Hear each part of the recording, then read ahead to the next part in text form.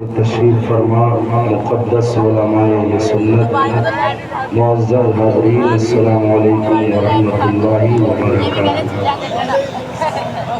جو حضرات یہ سامنے کھڑے ہیں ان سے گزارش ہے کہ محفل میں تشریف رکھیں اور دارین کی سعادتوں سے مالا مال ہوں۔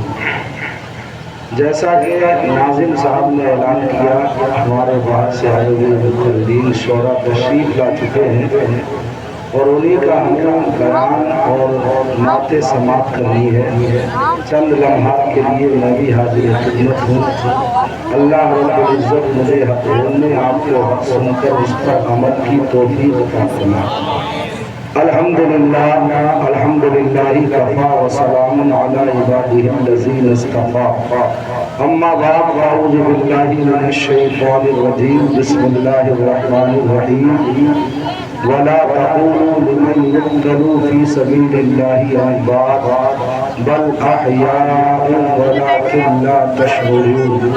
صدق الله مولانا العلي العظيم وبلغنا رسوله النبي الامين الكريم ونحن على ذلك لمن الشاهدين والشاكرين والحمد لله رب العالمين۔ آئیے حضرات، ہم اور آپ سب مل کر سب سے پہلے انتہائی عقیدت و محبت، خلوص، ادب و احترام کے ساتھ مدنی عربی تاجدار دونوں عالم کے مالک و مختار، آمنہ کے لال، نبیوں کے سردار، شفیع المذنبین حضور احمد مجتبی محمد عربی علیہ السلام کی بارگاہ عالی میں جھوم جھوم کر عقیدت و محبت کے ساتھ پڑھے بآواز بلند درود پاک، اللہم صلی علی سیدنا و مولانا محمد مبارک وسلم، صلو علیہ صلاۃ و سلام علیک یا رسول اللہ صلی اللہ تعالی علیہ وسلم۔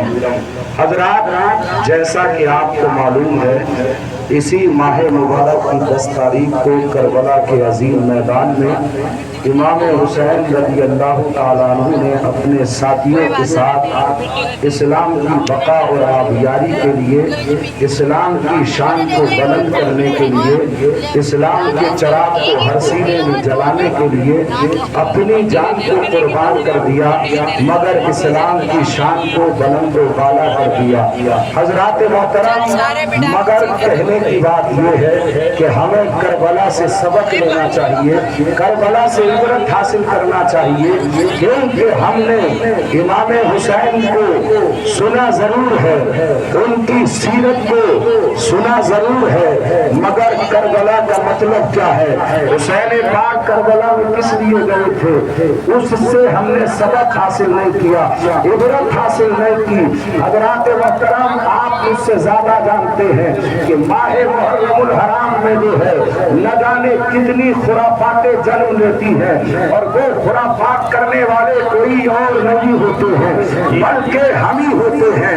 حضرات محترم، میں آپ کو بتانا چاہتا ہوں، جتنی بھی خرافاتیں ہیں، نہ ان کا سنیت سے کچھ لینا دینا ہے اور نہ حسینیت سے کچھ لینا دینا ہے۔ صحیح معنی میں حسین کا غلام وہی ہے جو حضرت امام حسین کی مرضی کے مطابق اپنی زندگی کو بسر کر کے یہ پیغام دیتا ہے کہ میں امام حسین کا سچا وفادار اور غلام ہوں۔ حضرات محترم، عزیزان ملت اسلامیہ، آؤ میں آپ کو 1 منٹ کے لیے کربلا لے کر کے چلتا ہوں اور آپ کو بتاتا ہوں کہ کربلا میں کیا تھا۔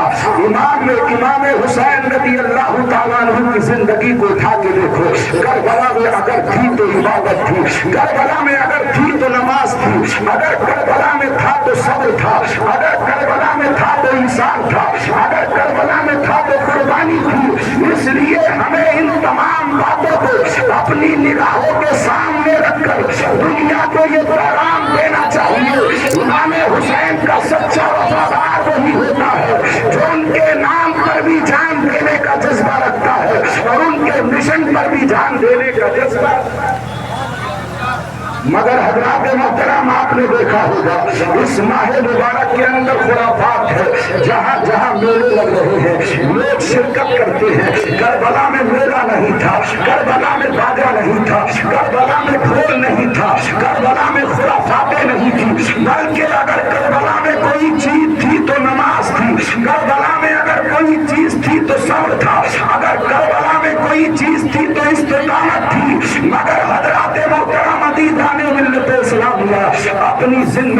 خرافاتوں میں مت گزارو. آج انسان سوچتا ہے کہ میں یہ کام کرنے کے بعد جو ہے زندگی میں کامیاب ہو جاؤں گا، مگر میں آپ کو بتانا چاہوں گا کامیاب نہیں ہوتا ہے جو صحیح معنی میں امام حسین اپنی زندگی کو بسا. کیا بات ہے، سبحان اللہ. نعرہ تکبیر، نعرہ رسالت، نعرہ غوثیت، مسلک اعلیٰ حضرت علماء اہل سنت، مداح رسول فیضان نظامی صاحب قبلہ، مداح رسول فیضان نظامی صاحب قبلہ. نعرہ تکبیر، نعرہ رسالت. سبحان اللہ، ماشاء اللہ، سبحان اللہ. بہت اچھا پیغام ہے. تو اسی لیے کربلا میں ڈھول نہیں تھا، تماشا نہیں تھا، میلے نہیں تھے، عورتوں کا خلق ملک نہیں تھا. آج ہم نے اسے حسینیت سمجھ رکھا ہے. نہ اس سے حسینیت کا کچھ لینا دینا ہے اور نہ اس سے سنیت کا کچھ لینا دینا ہے. حضرات محترم حضرت امام حسین رضی اللہ تعالیٰ عنہ کربلا میں اسی پیغام کو عام کرنے کے لیے گئے تھے کہ کسی بھی ماحول میں رہو مگر شریعت کا دامن تمہارے ہاتھوں سے نہ چھوٹے. کسی بھی ماحول میں رہو دین مصطفیٰ کا دامن تمہارے ہاتھوں سے نہ چھوٹے. حضرات محترم مگر ہم نے اس پیغام کو اپنے سینے میں جگہ نہیں دی. ہم نے تو خرافاتوں میں اپنی زندگی کو بسر کرنا شروع کر دیا اور ہم نے سوچا شاید اسی کا نام حسینیت ہے، شاید اسی کا نام سنیت ہے. مگر سنیت تو اس کا نام ہے کہ جب ماہ محرم الحرام آتا ہے تو امام حسین کا چاہنے والا، ان پر اپنی جان نچھاور کرنے والا، ان کی محبت کا دعویٰ کرنے والا میلوں ٹھیلوں میں نہیں جاتا ہے، باجے اور گاجوں میں نہیں جاتا ہے، بلکہ وہ نماز پڑھ پڑھ کے امام حسین کی روح کو خوش کرتا ہے. قرآن کی تلاوت کر کر کے امام حسین کی روح کو خوش کرتا ہے. حضرات محترم عزیزان ملت اسلامیہ، کربلا کی تاریخ کو اٹھا کر کے دیکھو.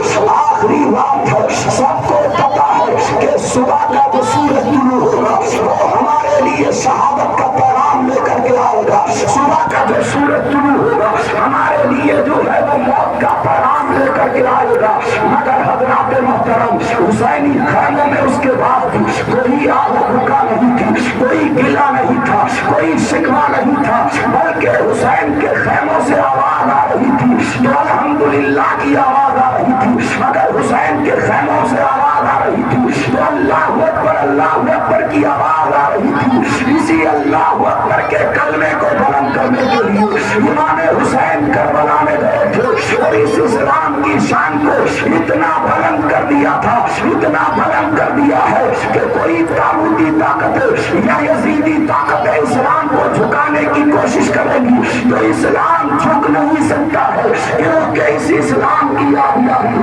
صرف پانیوں سے نہیں کی گئی ہے بلکہ اہل بیت نبوت نے اور صحابہ نے اپنے خون کی قربانی دے کر اسلام کو پروان چڑھایا ہے. اور کربلا کے میدان میں کھڑے ہو کر امام حسین نے کہا تھا اسلام زندہ باد ہے، اسلام زندہ باد تھا اور قیامت تک اسلام زندہ باد رہے گا. نعرہ تکبیر، نعرہ رسالت، نعرہ غوثیت، فیضان شہدائے کربلا. نعرہ تکبیر، نعرہ رسالت. مگر ہم نے کربلا سے یہ سبق نہ سیکھا، کربلا سے یہ سبق نہ پڑھا. ہم تو خرافاتوں میں لگ گئے، ہم تو دنیا داری میں لگ گئے اور ہم نے اس کو حسینیت سمجھ رکھا. یہ غلطی مت کرنا، کیونکہ حسین کو اگر راضی کرنا چاہتے ہو تو مسجدوں کے نمازی بن جاؤ، قرآن پڑھنے والے بن جاؤ، تب حسین پاک کی رضا تمہیں حاصل ہوگی. تو میں آپ کو بتانا چاہتا ہوں کربلا میں خرافاتیں نہیں تھی بلکہ کربلا میں قرآن کی تلاوت تھی، کربلا میں نماز کی پابندی تھی. حضرات محترم نماز کی اہمیت کو امام حسین نے کربلا سے سمجھایا تھا اور ہمیں بتانے کی کوشش کی تھی. اپنے سر کو سجدے میں رکھ کر جو ہے جامع شہادت نوش کیا تھا اور امام حسین نے ہمیں اور آپ کو بتانے کی کوشش کی تھی. اسی کا نام دین ہے. جو امام حسین سے سبق حاصل کرتا ہے، ان کی تعلیم کو سینے میں بسا لیتا ہے، وہی دنیا اور آخرت میں کامیاب و کامران ہو جاتا ہے. سب کو پتا ہے کہ صبح ہماری شہادت ہوگی، صبح کو ہمیں جو ہے وہ موت کا جام پلایا جائے گا.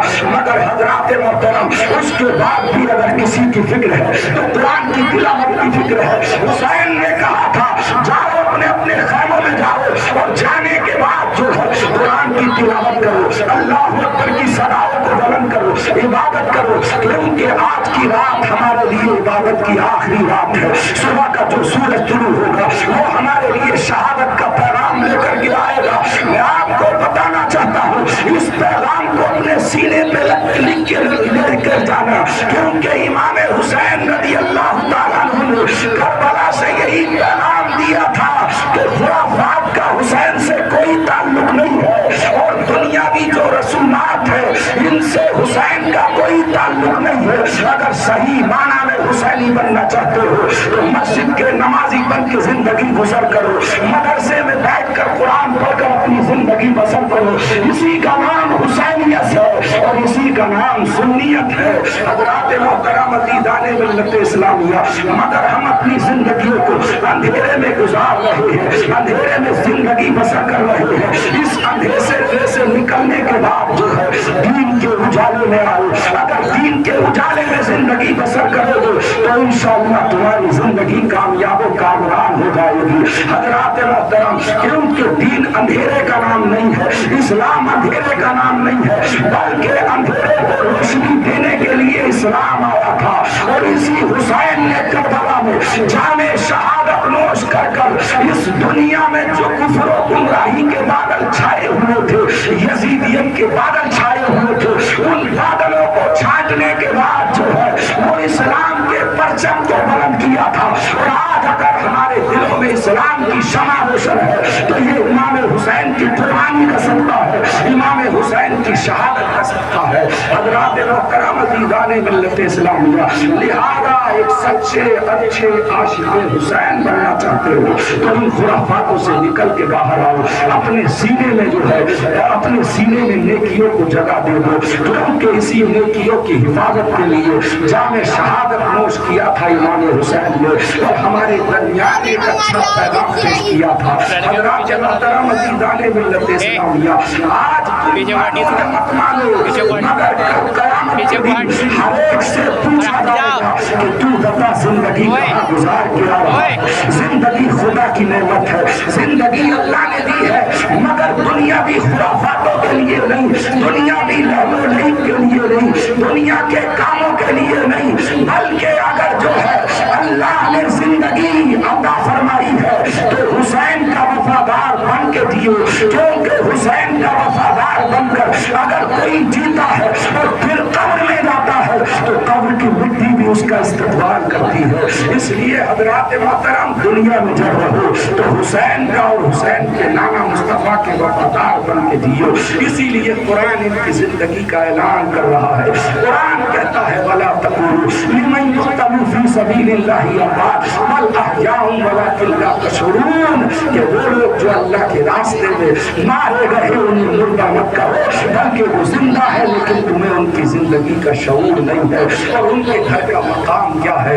علامہ حسن رضا خان علیہ الرحمہ فرماتے ہیں ان کے گھر میں وہ اجازت جبرائیل جاتے نہیں، ان کے گھر میں وہ اجازت جبرائیل جاتے نہیں، قبر والے جانتے ہیں قدر و شان اہل بیت۔ گھر لٹانا سر کٹانا کوئی تجھ سے سیکھ لے، گھر لٹانا سر کٹانا کوئی تجھ سے سیکھ لے، جانے عالم ہو فدائے خاکدان اہل بیت۔ اور بے ادب گستاخ فرقے کو سنا دے احسن، بے ادب گستاخ فرقے کو سنا دے احسن، یوں کہا کرتے ہیں سنی داستان اہل بیت۔ اللہ پاک مجھے آپ کو سب کو عمل خیر کی توفیق عطا فرمائے، آمین۔ وآخر دعوانا الحمدللہ رب العالمین، استغفر اللہ ربی من کل ذنب واتوب الیہ۔ السلام علیکم ورحمۃ اللہ وبرکاتہ۔